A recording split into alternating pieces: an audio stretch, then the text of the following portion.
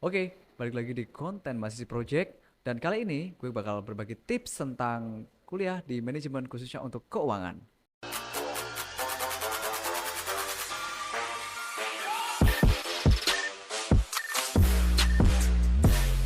Baik teman-teman, sebelum kita banyak ngobrolin tentang manajemen keuangan gitu kan, kalian bisa nonton video-video kita sebelumnya tentang tips kuliah di manajemen yang nanti akan tampil di rekomendasi yang ada di atas gitu kan.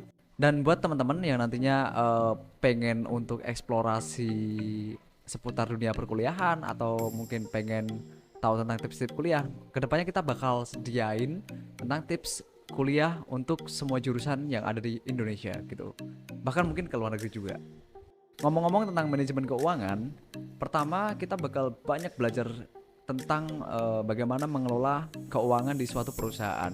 Sebenarnya nggak cuma di perusahaan aja sih, di instansi, di organisasi dan sebagainya kita juga mempelajarinya.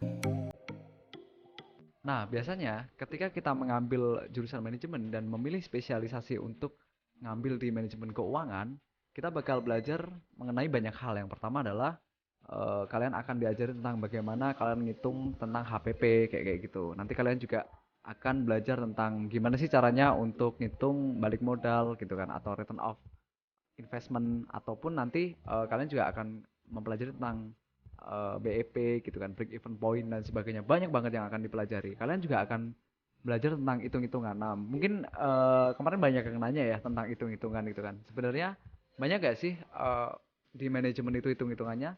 Nggak banyak sih sebenarnya, tapi cuman kalau di manajemen keuangan ya agak lumayan, tapi nggak sesusah kayak fisika, kimia, matematika kayak gitu, nggak sesusah itu sih.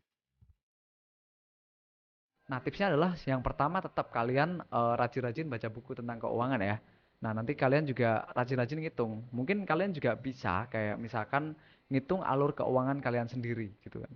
Nah, mulai dari kayak misalkan mencatat keuangan kalian, misalkan hari ini kalian beli apa aja kayak gitu. Terus kemudian mengalokasikan dana kayak gitu. Nah, kalian bisa ngitung alokasi dana kira-kira dalam satu bulan kalian belanja apa aja sih. Nah, nanti dari situ kalian bisa memutuskan suatu hal tentang kayak aku akan berhemat di mana sih gitu kan.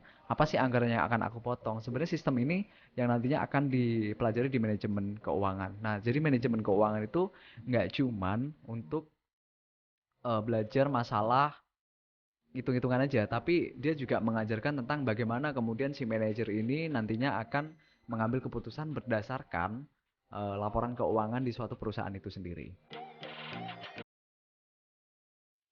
Sebenarnya gak susah-susah amat sih. Banyak yang teman-teman gue bahkan yang lulus cepat gara-gara dia ngerjain skripsi tentang keuangan gitu kan. Tematikalnya ada kayak membandingkan antara ROI dengan nanti di suatu perusahaan itu sendiri kayak gitu. Itu banyak banget. Terus kemudian variabel-variabelnya juga bisa dipilih gitu kan. Ada ROI, BEP dan sebagainya. Nanti impactnya terhadap bisnis di suatu perusahaan itu gimana. Nah, nanti itu bisa jadi kayak lahan skripsi buat teman-teman. Untuk tema-tema skripsi buat teman-teman itu juga bisa juga. Nggak jadi kasir juga sih sebenarnya. Jadi beda ya teman-teman. Kasir itu kan nanti di teknis dia untuk pencatatan. Kalau keuangan dia secara menyeluruh. Jadi kebanyakan lulusan-lulusan dari manajemen keuangan itu kebanyakan mereka pada lari ke perbankan kayak gitu. Mayoritas larinya ke sana. Tapi ada juga yang lari ke perusahaan karena memang perusahaan, perbankan, terus instansi mereka juga butuh analisis keuangan. Mereka butuh untuk menganalisis laporan keuangan suatu perusahaan kayak gitu kan untuk melihat bahwasannya perusahaan ini sehat atau tidak kayak gitu. Nah, makanya kan ketika kita kuliah di manajemen keuangan ini prospeknya sangat luar biasa banget dan sangat besar banget karena memang butuh seorang analis keuangan yang jago ataupun auditor ataupun istilahnya kayak seorang manajer yang bisa memutuskan arah bisnis suatu perusahaan. Nah, peluang-peluang ini bisa kalian garap nanti ketika kalian udah lulus dari manajemen untuk specialty keuangan. Gitu ya, teman-teman ya. Kira-kira itu tipsnya dan itu prospeknya. Nah, silakan nanti kalian kalau pengen request tentang tips kuliah untuk berbagai macam jurusan, kalian bisa komen di bawah ya, teman-teman. Bisa komen di kolom komentar. Untuk kedepannya kita mau bikin tips kuliah tentang apa sih gitu kan. Nah, aku nanti akan undang berbagai macam pembicara atau narasumber yang mereka kuliah di bidang itu. Sekian ya teman-teman, jangan lupa subscribe, like, and comment ya. Thank you very much, bye-bye.